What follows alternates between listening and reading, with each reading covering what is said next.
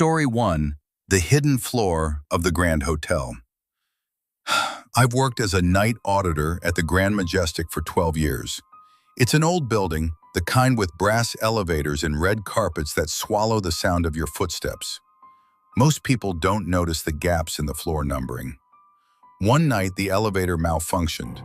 It didn't stop at the lobby, it kept going down, past the basement, past the laundry rooms. The doors opened to a floor that shouldn't exist. Let's call it Floor 0. The air there was thick with the smell of old, wet paper. The hallway stretched out for what looked like miles, but the perspective was wrong. The doors were too small, and the ceiling was so low I had to hunch over. I stepped out thinking it was a maintenance area. Then I heard it. A typewriter. Rapid, frantic clicking coming from behind door 004. I peered through the keyhole. There was no room inside, just a vast, open desert under a black sky, and a man sitting at a desk in the middle of the sand, typing on a machine made of bone.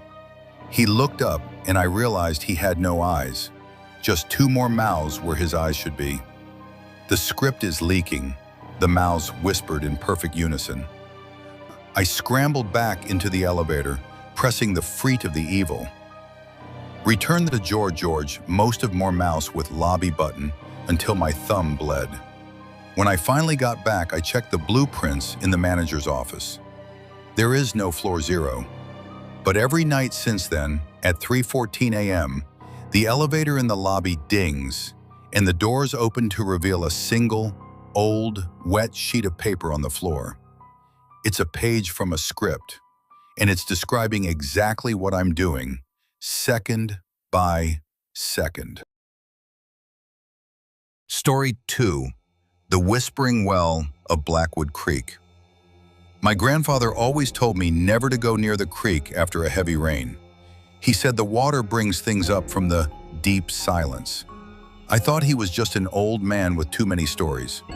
Last spring, after a massive storm, I went looking for a lost calf near the edge of our property.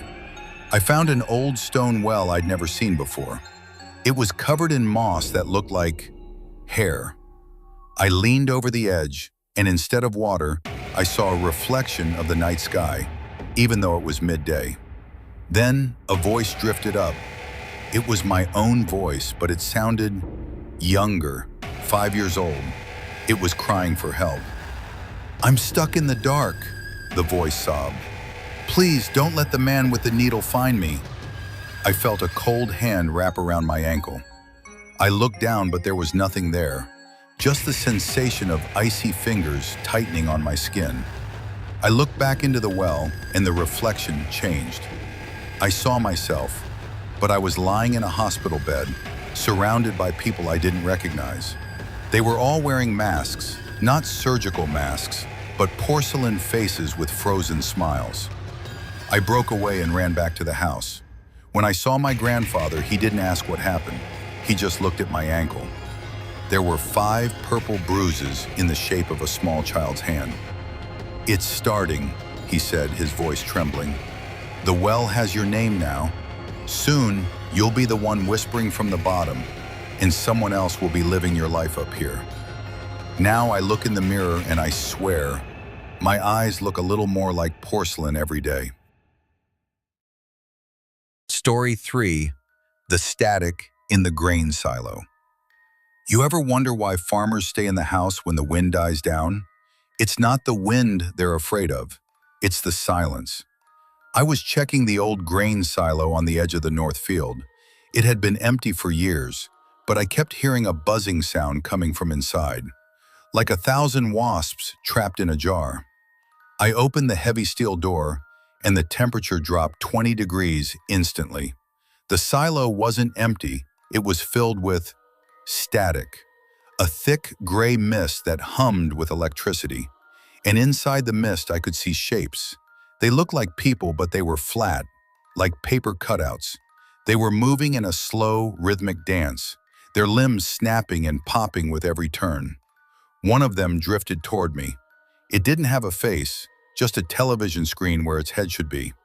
The screen was flickering with black and white snow. Suddenly an image appeared. It was a live feed of my own living room. I saw my wife sitting on the couch, watching TV. But in the video, I was sitting next to her. The me on the screen turned to the camera and winked. The creature in the silo reached out a static-filled hand and touched my chest. I felt a surge of cold that turned my blood to slush. "Exchange complete," a voice crackled from the TV head. I ran back to the house, screaming for my wife. When I burst through the door, she looked at me with total confusion. "Who are you?" she asked. "And why are you wearing my husband's clothes?" I looked at the couch. He was there. The other me. He smiled, and his face flickered for a second, showing nothing but gray static. "I'm living in the silo now.